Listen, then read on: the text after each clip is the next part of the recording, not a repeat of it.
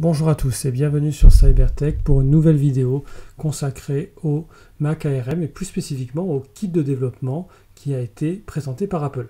Alors rappelez-vous, Tim Cook a dit que le développeur pourrait bénéficier de ce kit de développement sous forme d'un Mac mini et on a aujourd'hui les premiers leaks dans la presse des performances de ce kit de développement et c'est sur ces premières révélations que je souhaite revenir avec vous parce qu'elles sont extrêmement encourageantes.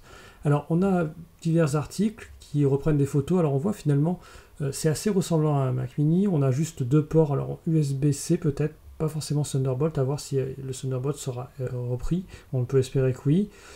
Ce système, vous rappelez, c'est donc une puce d'iPad Pro avec 16 Go de RAM et surtout ce qui est intéressant c'est qu'on a les premiers benchmarks. On se rend compte que sur Geekbench on est proche par exemple d'un Core i3 d'un Mac mini. Alors ça peut paraître en soi décevant, en réalité ça n'est pas si décevant que ça parce que on est sur une puce qui n'est pas optimisée, une puce d'ancienne génération qui ne sera pas celle des nouvelles machines et on est sur un TDP bien important, donc une chaleur, une consommation électrique bien inférieure à celle d'un Core i3 pour des performances qui sont très proches. Et autre raison pour laquelle c'est assez satisfaisant, c'est qu'en réalité Geekbench ne fonctionne pas nativement sur ARM mais par l'émulation de Rosetta. Ça veut dire que cette puce de d'iPad Pro a des performances proches en émulation d'un Core i3. C'est déjà formidable, il faut en avoir conscience. Deuxièmement, si on regarde les résultats de ces benches, d'autres benches qu'on trouve sur le site de Mac Génération, là on se rend compte que cette puce d'iPad Pro, donc qui est moins puissante que la puce qui sera proposée à l'automne, elle a déjà des performances CPU très proches d'un Core i7 du MacBook Air de dernière génération. Donc on est sur une machine qui aujourd'hui, même sans optimisation, est déjà proche du haut de gamme des MacBook Air qui viennent de sortir.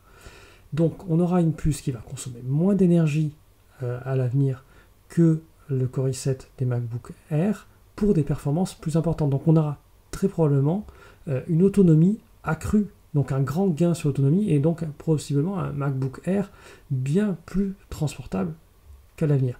Deuxième bench qui est très intéressant, c'est qu'on voit que la partie graphique de ces puces est en réalité de très bonne qualité, ou du moins de qualité satisfaisante, puisqu'elle concurrence les dernières parties graphiques, donc les derniers GPU intégrés au processeur Intel de 10e génération. Donc là aussi, elle devrait donc s'en sortir très bien, surtout qu'on aura très probablement, avec la nouvelle génération de puces Apple, encore un nouveau gain.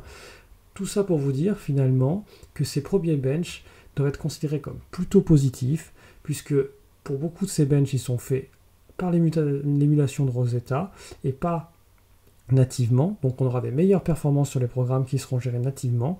Et pour les benches, notamment graphiques, où là l'émulation est peut-être moins importante, on a quelque chose de très proche des performances actuelles. Donc on va avoir des machines qui vont satisfaire aux usages quotidiens et du coup qui semblent très prometteuse.